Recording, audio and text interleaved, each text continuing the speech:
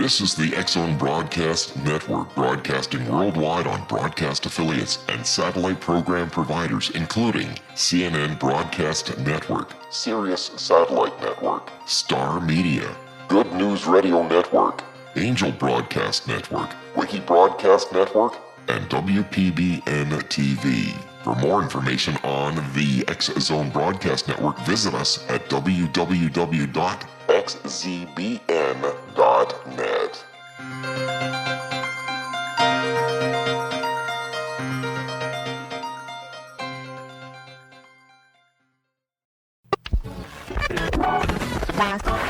All Hit Radio.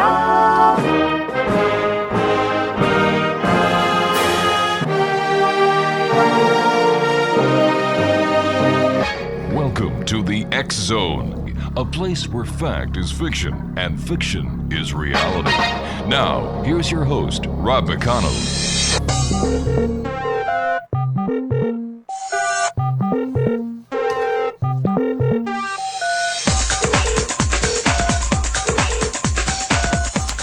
And welcome back, everyone. Once again, I would just like to wish all the nurses a very happy Nursing Week. It's Nursing Week from May the 12th until May the 18th.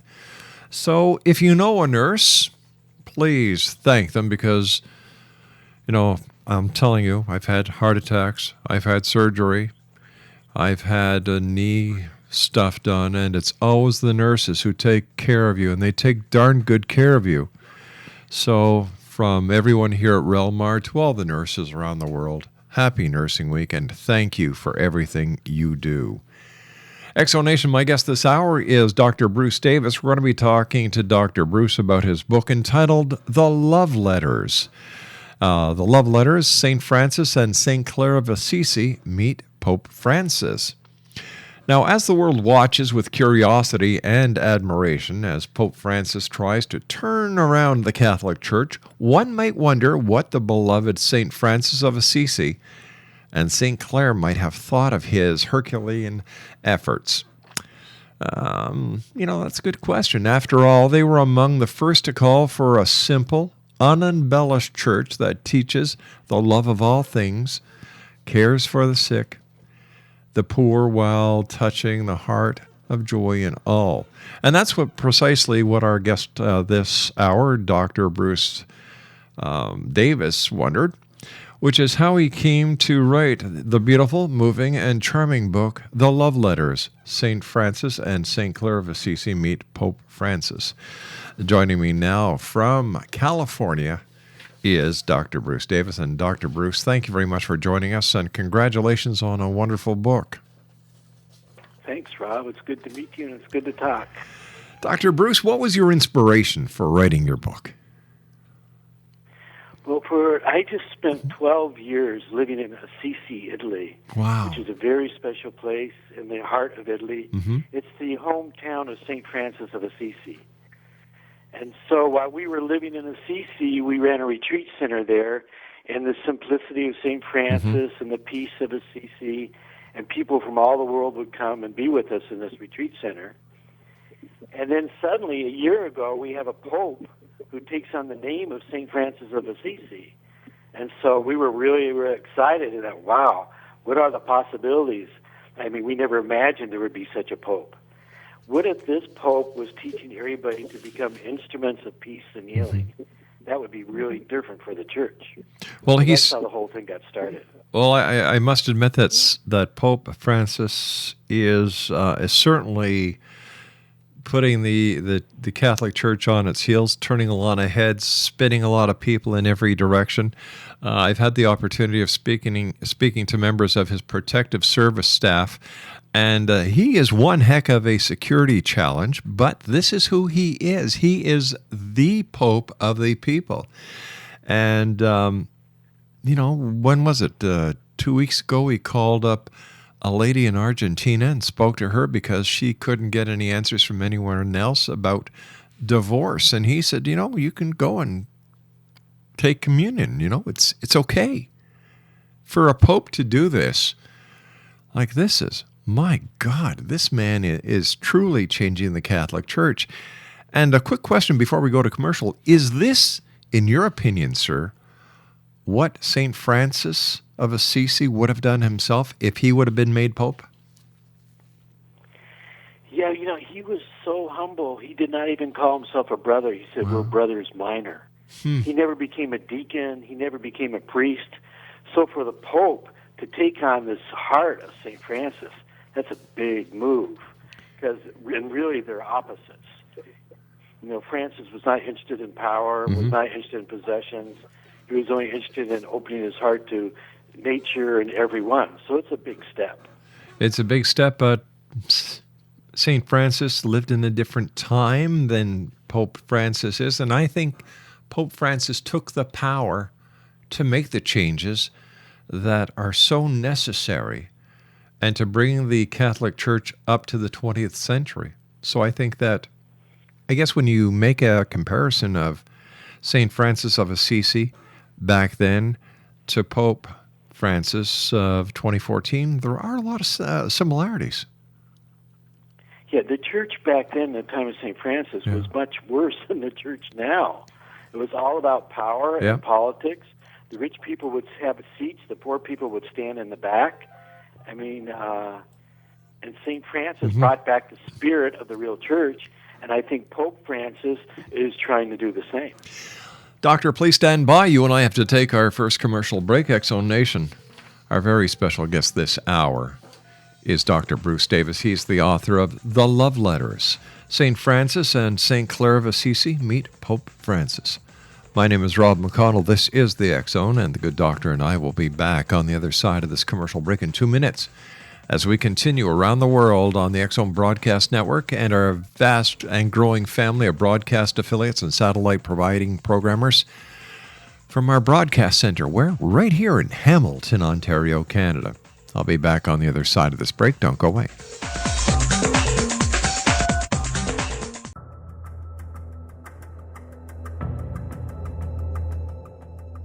Modern Esoteric, Beyond Our Senses by Brad Olson, consummates the lifeology story about where humanity originates. It is the lost continents, the primitive wisdom, the mythos of creation, and the rethinking of ancient history as we are taught in academia. There is much more to the story than what we have been told. As this is the first book in the Esoteric series, Modern Esoteric starts at the beginning of time and accelerates up to this modern age. Future Esoteric is book 2 in the series and takes a forward-looking position ahead of today with an open and honest examination of the ET issue and various unexplained phenomena. To discover the writings of author Brad Olson, visit www.bradolson.com. That's www.bradolson.com.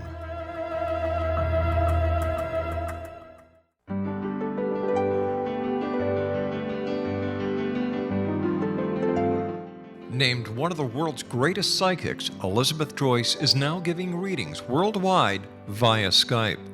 Elizabeth Joyce is recognized for her clairvoyant ability to help find missing persons, her analysis of dreams, past life regression work, mediumship, and her accurate predictions. Elizabeth has been a frequent guest on the X-Zone radio show with yours truly, Rob McConnell, now for several years. For an appointment with Elizabeth Joyce, call 201-934-8986 or Skype at elizabeth.joyce. And for more information, you can always visit Elizabeth Joyce online at www.new-visions.com.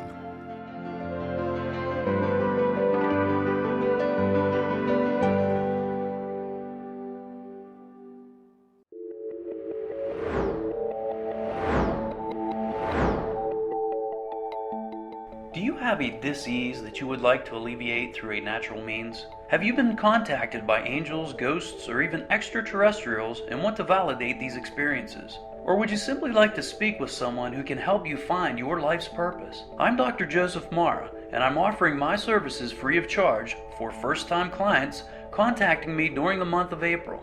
These free consultations include angel card readings, guided meditations, life coaching, and energy healing. If you have always wanted to explore these types of experiences but were skeptical or simply could not afford them, then take advantage of this free special offer. Contact me through my website, aguidinglight, spelled lite.com, to schedule your consultation today. Until then, I offer you love, light, and laughter.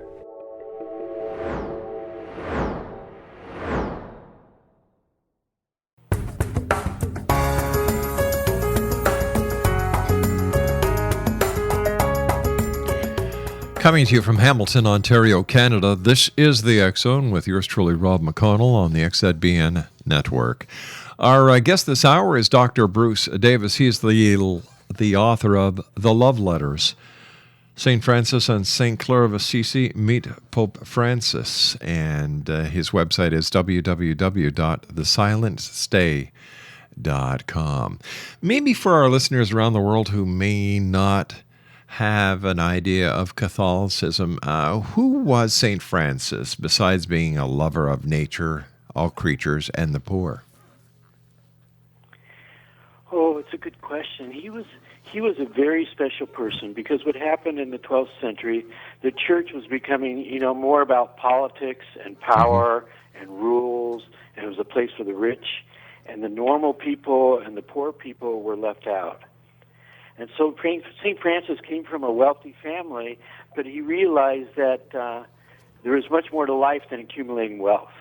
And so he went outside the city walls of Assisi, and he was sitting up on the top of the mountain nearby, and he found an incredible peace inside. And so he started talking about peace and about loving each other. And one day he was walking by a leper, and in those days you would not look at a leper, you would keep walking. And he turned around and looked at the leper and realized this man's a human being. And he went up to the leper and hugged him and kissed him. And so that was the spirit of Francis, coming back to nature, coming back to people, coming back to the heart. And so he lifted the church back into the original church. And that's what's so interesting about having a Pope Francis. He's doing the same today. It's not about rules and judging people. It's about people. It's about our hearts. Yeah. It's about being open and loving. And so it's very fascinating to be living in this time in a new spirit of St. Francis. I think that this is what people have been yearning for so long, was to see the church being returned to the people in the way that they believed the church should have been acting, instead of collecting wealth, collecting power, helping and serving the people. Exactly. And one pope can't do it, but he can turn the ship a little bit, and then it's going to take all of us of all religions to restore the spirit, the true spirit of religion. And that is, how can I become an instrument to helping and serving, and not how can I get my own advantage and make people follow my own rules and do what I want them to do. Yeah. It's a question of, am I going to serve, or do I want to be served? And that's what the Pope is talking about all the time. I have so much faith in the human race. I believe that one person can make a difference, and I believe, as you just said, that Pope Francis is starting to turn that ship, and I believe it's going to have the avalanche effect, and it's going to just bring so much more to the people.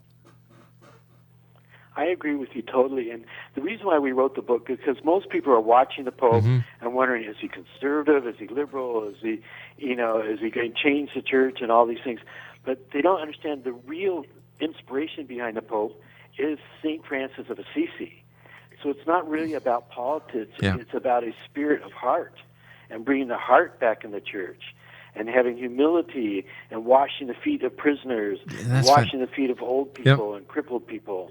It's a whole new attitude of church. Plus, by him, I believe he even washed the feet of a Muslim, and in my opinion, this was him saying, listen, we're all part of the same religion. It just has different names and different concepts, but the religion is the same. We're all brothers and sisters. Yeah. Exactly. Assisi, Italy is the only place in the world where all the religious leaders have agreed to meet. So for the last several popes, there's been these big meetings in Assisi where all the religions come together. Now, this pope, calling himself Pope Francis, he's living that spirit. He has Jewish friends and Muslim friends, And he's saying exactly what you just said. We're one family. We need to get along. Exactly. And I think over time, because of the different ideology behind the quest for power and the quest for money, that the true ideology of religion has gone by the wayside. And I think it's actions like those being professed and certainly being done by Pope Francis that we're going to get back on the right track. Yeah, and St. Francis, religion is a story of the heart. It's a love story, and it's going through our doubts and our fears, and then inside our heart we can find silence and peace, and we find a reservoir of generosity. And so if the Pope restores the church of the heart, that's a huge step, because it's really, the true religion is the church of the heart. And when you read all the holy books of the different religions, they're also talking about a church of the heart. Yeah. And it's very exciting. And I can prove to anyone listening around the world tonight that what we are saying about the religion of the heart is so true. For example, come Christmas, everybody gets the Christmas spirit. Everybody digs deep in the pocket to help those in need. They give clothes to the people who need clothing. The food banks are filled. There's that magic in the air. And what these people don't understand is that magic is the religion of the heart. And all we have to do is keep it going. Can you imagine what this world would be like if we could have the Christmas spirit, which is the religion of the heart, for 365 days of the year? Yeah, and I think the important thing, people don't really know, we all feel we would like to be that way, but we're not that way. So the reason why I wrote the book is to share the steps that St. Francis took inside to open his heart and to find this big generosity of heart. We've lost the path. And even today, the Pope gave a talk today that the path is not an intellectual path. The intellectuals are never really happy. You give them one answer and they have another question. That's right. They're never really happy. And so we have to relearn the steps of taking us in our heart and healing our fears and finding this deep well of peace in our heart. And that's what St. Francis did, and that's also the training of Pope Francis as a Jesuit. He went through retreats and he came back and he came into his heart. Why do some people find it so easy to find the message of the heart, the way of the heart, and other people just never get it? No matter how hard people try to share the experience, share the knowledge, they just don't get it. Well, unfortunately, we're not taught this in schools or even in the churches, the power of compassion. What is compassion? It's understanding with heart the other person. We're not taught the beauty of forgiveness. We don't do it just for the other person.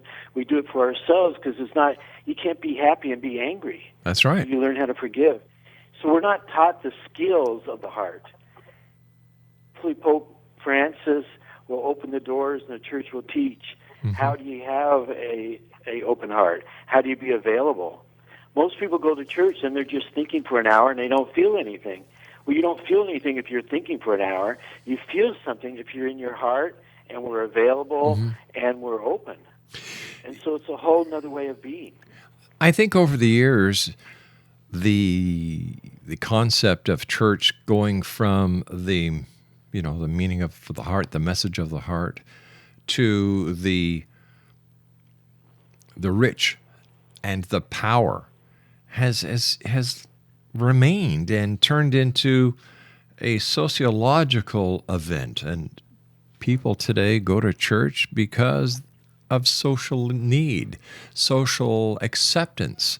It's part of being a group, and they don't have an idea why they're doing it. All right, they go, they pray, they pray to God, they ask for forgiveness, they offer their prayers to other people.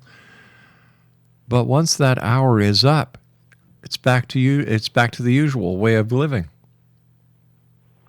Well, also, unfortunately, the church, many religions, it's about us being right and the other person being wrong.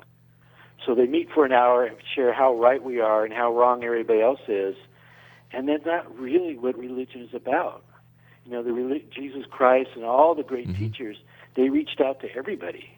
And it's not like I'm right and everybody else is wrong. Everybody has a voice inside that is right. And that's what we have to come to, is that community of all of us. And each group thinking I'm special.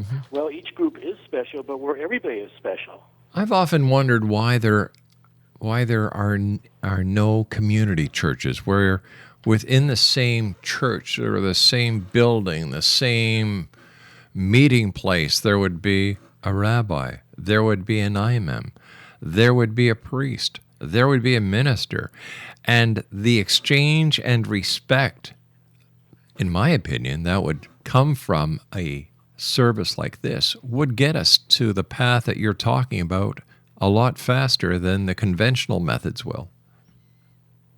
Yeah, I tell you a good story. When we first went to Assisi, Italy, we opened a room with altars to all the world religions. And it was exactly as you said, because people from all over the world come to Assisi, the birthplace of St. Francis. And so Buddhists, Christians, Jews, people of all religions came into this room with the altars, and we sat together in peace. Wow. And this was before 9/11. And then after 9/11, it felt really good as Americans to be in Assisi, Italy, with this room with all the altars to all religions and having us come together instead of fighting each other. That's fantastic. How long did you were in Assisi for 12 years, you were saying? Yeah, we were bringing groups there for 30 years. Wow. And then after a while, my wife said, if you love it here so much, why don't we live here? So when our kids went away to college, instead of them leaving, we left. We sold everything and we moved to Italy. We didn't speak much Italian, but we wanted to live in Assisi, Italy, and be closer to the spirit of St. Francis. So we stayed there for 12 years. I've got to take my news break very shortly, but I have to ask you this. Did you feel the spirit of St. Francis in Assisi while you were there? Everybody does. Even the tourists who come for a few hours, they've walked through the town, and a lot of times they find themselves crying, and they don't know why, because there's just such a presence of peace in that town. It's very special. Dr. Bruce, please stand by. Exonation. Dr. Bruce Davis is our special guest. He's the author of The Love Letters. St. Francis and St. Clare of Assisi. Meet Pope Francis. His website is www.thesilencestay.com. And Dr. Bruce and I will be back on the other side of this commercial break with the news as we continue around the world from our broadcast center in Hamilton, Ontario, Canada. Don't go away.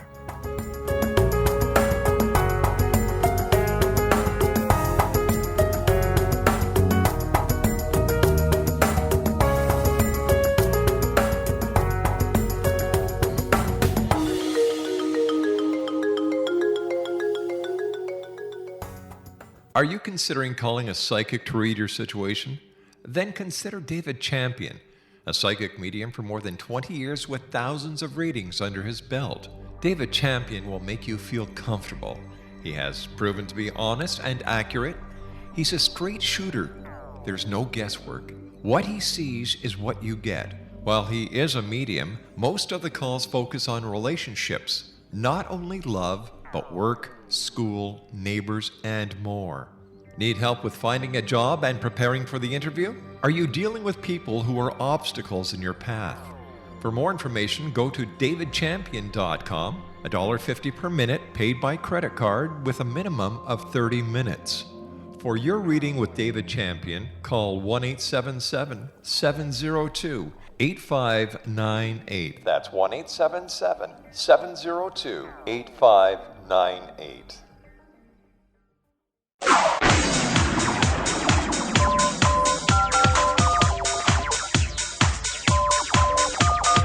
Now you can dial in to listen to the X-Zone radio show from anywhere in the world with Rob McConnell 24/7, 365 by dialing 213-401-0080. That's 213-401-0080. If you have a mobile phone or landline, the X-Zone radio show with Rob McConnell is now at your beck and call at 213-401-0080. That's 213-401-0080, 24/7, 365.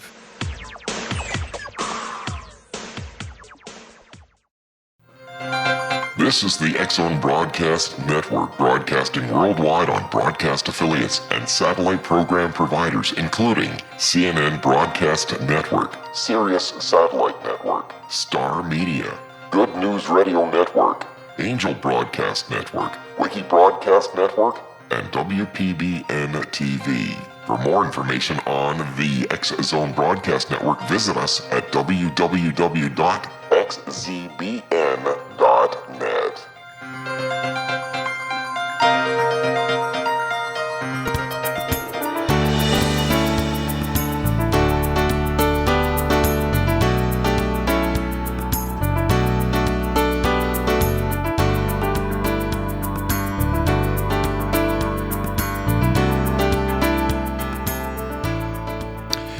Exonation, Dr. Bruce Davis is our guest. He's the author of The Love Letters, St. Francis and St. Clare of Assisi Meet Pope Francis. His website is www.thesilentstay.com. What was it that drove you, or was the catalyst behind you in your quest for knowledge about St. Francis of Assisi? Well, I was trained as a psychologist, but I found that psychology is not complete, that people really need a spiritual life. They need a deep connection with their hearts in order to be happy. And unfortunately, in psychology, for the most part, we talk more about our thoughts and our feelings, and we don't go to the next level of finding inner peace, compassion, forgiveness, and finding this deep joy that's in our heart. And then in my travels, I've lived in many parts of the world, or several parts of the world. When I came to Assisi and discovered St. Francis, he was a complete human being. You know, he felt all of his nakedness, and inside his naked heart, he found this big peace, this big sense of inner peace. And so psychology and spirituality come together through St. Francis. And so that was a very powerful time for me. Why do you think people should read your book? Well, the book is really to understand the possibilities of Pope Francis. And it talks about his inspiration, which is St. Francis and St. Clare, and the big spirituality that they discovered. So anybody who's interested in a living church, a church of the heart, a church of reaching out to people and not being concerned with buildings and possessions, but in terms of helping nature and helping each other, the book really teaches the inner lives of these saints. These saints are writing each other back and forth letters, talking about how they discovered their heart, how they went further into their heart, and what their fears were, and what the life is really like. And so the book is really for all of us to find a much deeper spirituality, which is not about rules, but it's about risking and trusting and joy and giving, and humility.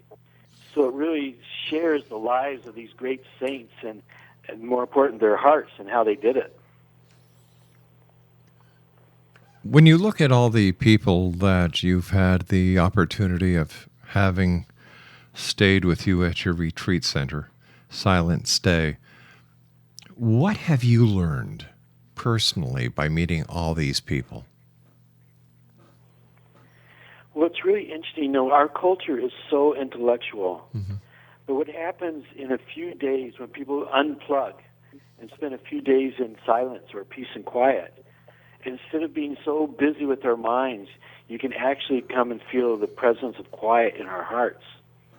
And like today, we had a lawyer who came up from Los Angeles, very intellectual, nice guy, and already in this, he's going in his second day, he said, I haven't felt peaceful in so long. So the peace outside helps people feel this place of quiet inside. And that's our real source of spirituality. It's not so much in what we do, it's who we are, it's in our hearts. And it's difficult these days, and we're also plugged into our machines and our computers that we're just totally in stress and going all the time. So people have to unplug and spend some time in peace and quiet. And that's what St. Francis started. He was a real contemplative. He went to mountaintops all over central Italy, and he unplugged. He went into the peace and quiet of nature. And Pope Francis had the same training as a Jesuit. He was in silent retreats, and every day he spends time in silence. So this idea of unplugging is really important for all of us. And people can change quickly. In a few days, you find another part of yourself. Is there a difference between unplugging and meditation? No, they're the same. But we teach a special meditation that is of the heart, of offering everything in our heart and feeling deeply, as deep as we can, the gentleness in our heart and receiving deeply in the heart. Sometimes when people meditate, they're just in their minds watching what's going on. Mm-hmm. And really, when you live in countries where meditation is normal, the mind and the word heart are the same thing. So it's being in the heart, feeling in the heart, and going as deep inside as we can. So underneath the busy mind, we can find our awareness goes into this peaceful, soft heart inside each of us. So partly, like people unplug. If they just unplug, they're left with all their anxiety and their busy mind. So, but when people unplug and go into a retreat, there they find the support to meditate, feel their hearts, and they're not just left hanging with all their thoughts. So it's important to meditate when you unplug and make a retreat. And then pretty soon, you can feel that part of you all the time, because it is part of us. There are many people out there listening around the world tonight who believe in their heart of hearts that religion is a thing of the past, that there is no place for religion in the 21st century. It holds no purpose. How do you deal with that kind of thought, that way of thinking? I agree with them in a lot of ways. If religion is about judging other people and making other people wrong and saying we're the only ones right, any of us who've been to universities, we realize that's not what the planet needs right now. That's right. We need to come together. We need to save the nature. We need to help the millions of people who are still living in poverty. So at one level, they're right. But the other problem is that those of us who are doctors and have all this education, if we don't have our hearts, what do we have?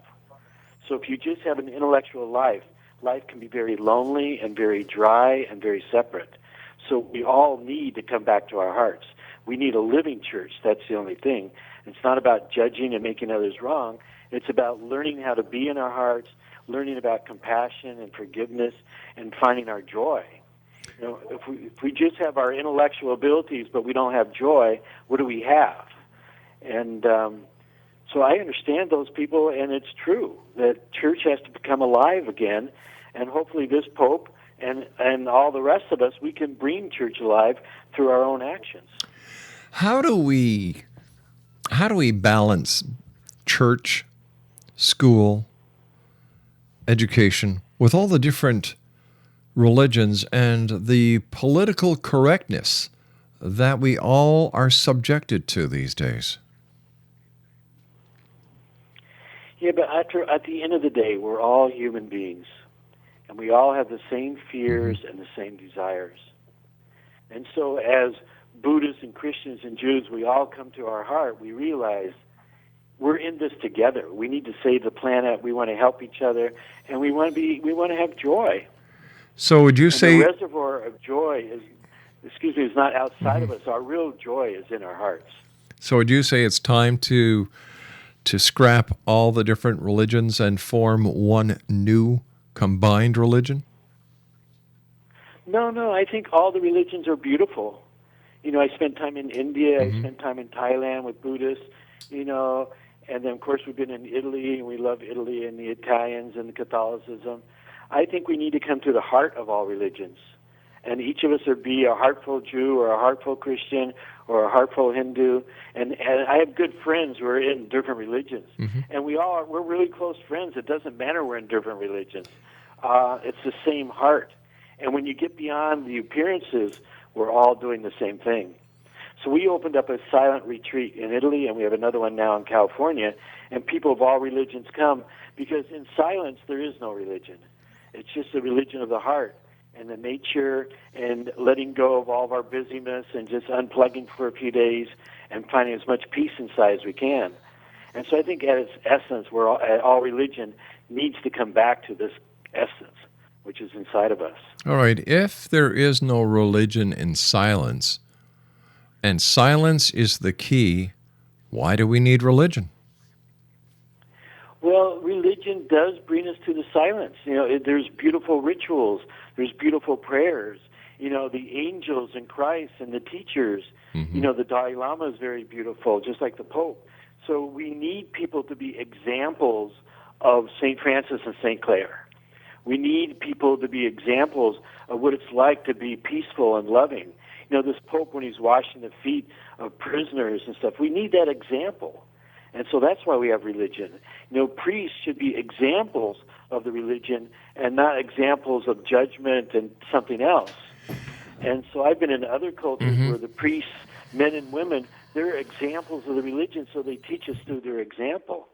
So we definitely need religion. We need people of the heart. But do we need people to showcase all these accomplishments? Let me give you a little story. A couple go into a restaurant, and they're watching these senior citizens in another booth sharing a meal. It's obvious that this couple cannot afford a meal for each one of them. So one of the people at the other table observing goes to the waitress and says, "I'll pay for that meal. Whatever they want, put it on my bill. I don't want them to know." So, using that analogy, do we need to know everything that the Pope is doing? Do we need to know that he's washing the feet of prisoners? Do we need to know that he's washing the feet of the Muslim people? Or should this be done as this couple did by doing it? Actions speak louder than words. Or is this just another case of, religious grandstanding? Yeah, I think the Pope has humility. I really do. And he was doing this before he was Pope. When nobody knew him as Bishop in Buenos Aires, he was going into the poorest neighborhoods and just hanging out with the people and cooking dinner with them. And we need stories. Like we need the story that you just shared about this restaurant. Because we hear bad news all the time. Oh, we sure do. Need good stories. We need to know how life can be different. And so if it's not the Pope, it should be the story that you just shared about helping somebody in a restaurant. Yeah. But the Pope is, what's the word I'm looking for? He is a figurehead. He can only do so much. Will the rest of the Catholic Church go along with him, or will there come a time when they're going to sit him down and say, "Hey, listen, you're rocking the boat too much"? Well, that's already happening. I mean, he's in the middle of the Vatican, which is a very conservative place about power, wealth, control. And here you have the new St. Francis in the middle of all that. He's living in his own apartment instead of the very fancy apartment. He goes around town. He gives kids a ride in his Pope Mobile. I mean, he's already shaking things up a lot. And the old conservative guard is upset. But as Pope, he has a lot of power, and he knows who he is. And hopefully, imagine, and not just Catholics, but everybody starts doing this prayer of, "Lord, make me an instrument of healing in my marriage. Yeah. Make me an instrument of healing in my community. Make me an instrument of peace." If people of all religions just start practicing that prayer of St. Francis, it's very powerful. It gets us out of our selfishness and our ego, and we start thinking of the people in our family and the people in our neighborhood who don't have food for that meal. One person can't do it, but maybe he inspires us. No offense, Doctor, but I cannot see an imam in a mosque suggesting the members of the mosque do the prayer of St. Francis. You'd be surprised. Many Muslims, they also adore St. Francis. We have a very limited knowledge of the Muslims. There's millions and millions of them, and most of them are very beautiful people. We just hear about this extreme sect that wants to destroy everything that's violent. But most Muslims are very peaceful, they're serving each other, and they totally believe in the prayer of St. Francis, that of becoming an instrument and helping others. But if it's not limited to Christianity. Then that brings me back to my question as before. Why do we need so many religions when one would take care of all the problems? Well, maybe someday we'll have a religion of the heart. But I'd be happy if we just have more heart in all the religions, you know what I mean? Yeah. Instead of, because in all the religions you have different schools. You know, you have the traditionalists, and then you have those who are more into serving and giving. You know, and you have extremists in all religions. Those are the ones that make the news. Us normal folks, we're not in the news. The folks that buying somebody a meal in the restaurant, they never make the news. So we need examples of people buying meals in a restaurant. Yeah, I agree with you, but there will be one religion. But the reality is, in today's news and today's media, if it don't bleed, it don't lead. Because nobody in today's society is really interested in the good stuff. They're more interested in, the new pope is the number one story of the world. You know, everybody's watching and wondering what it's all about, and they're talking about it at dinner. And some people think, well, it's just show, and some people think it's great, but it's a conversation. It's also a new broom that's sweeping clean. Yeah, who knows where it would happen, but St. Francis was 800 years ago, and he's the first pope to take on that name. That's very special. You and I have to take our final break. Dr. Bruce, please stand by. Exonation, Dr. Bruce Davis is our guest. He is the author of The Love Letters. St. Francis and St. Clare of Assisi meet Pope Francis. We'll be back on the other side of this commercial break as we wrap up this hour in the X Zone from our broadcast center in Hamilton, Ontario, Canada. Don't go away.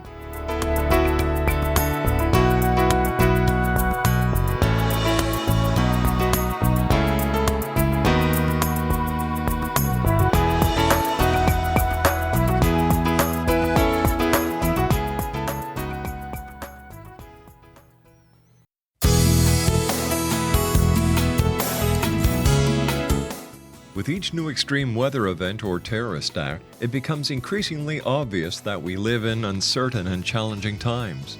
We all buy car insurance. Why not collapse and catastrophe insurance?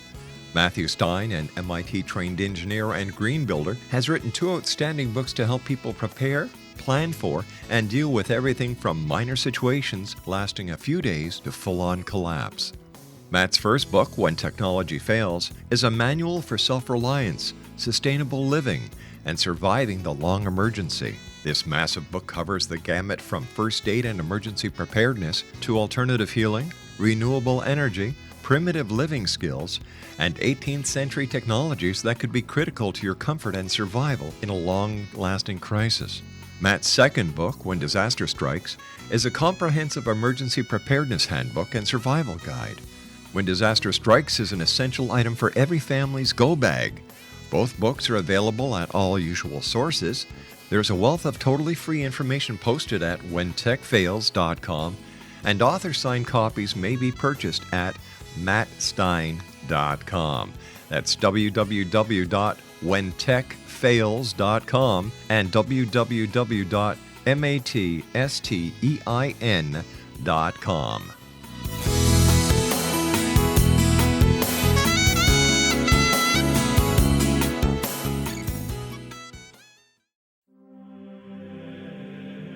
Rob McConnell here, presenting an overview for Nicholas Paul Jennings, author of a fascinating book, Amen. It presents facts revealed by Egyptologists, facts that enable us to understand why Amen is the beginning of creation of God. It provides recommendations for religious leaders of the major religions to unify their beliefs and teach the Word of God. Love one another.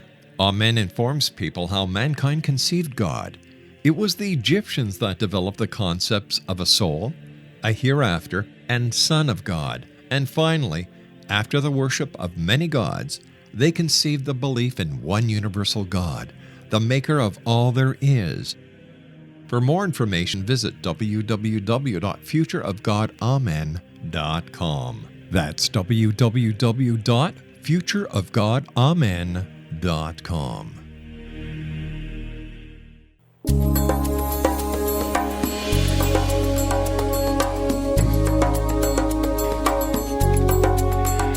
Exonation, our guest this hour is Dr. Bruce Davis. He's the author of The Love Letters. His website is www.thesilentstay.com. First of all, Dr. Bruce, it's been a great pleasure having you on the show. I've thoroughly enjoyed this hour.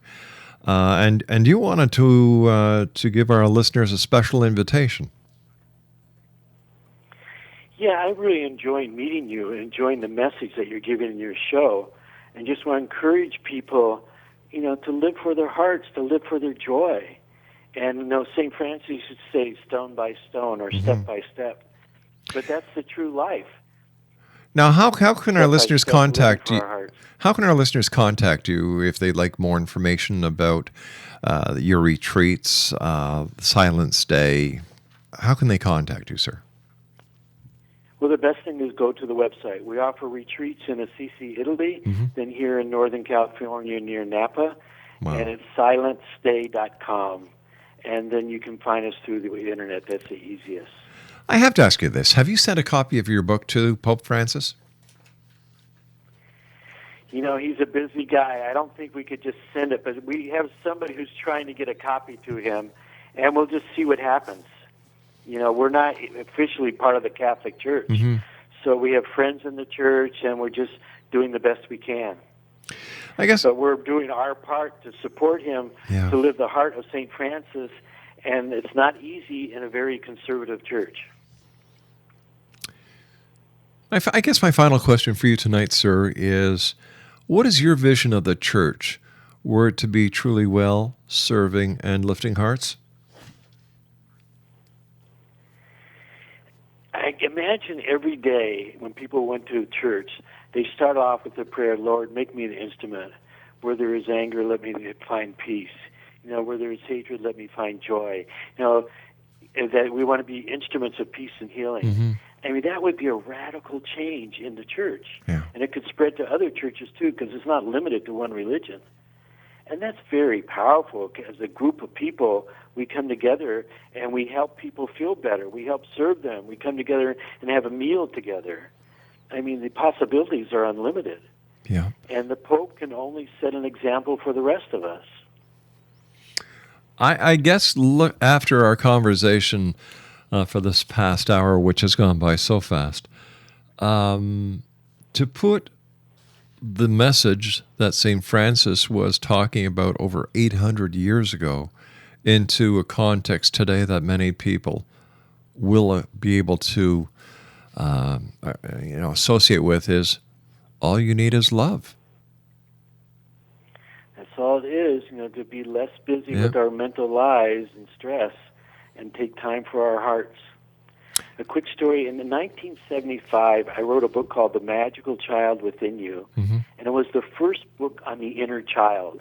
Wow. And I was in graduate school and looking at how serious all the adults were, so I wrote a book about the inner child, that we need to remember our hearts, our inner child, and have some fun.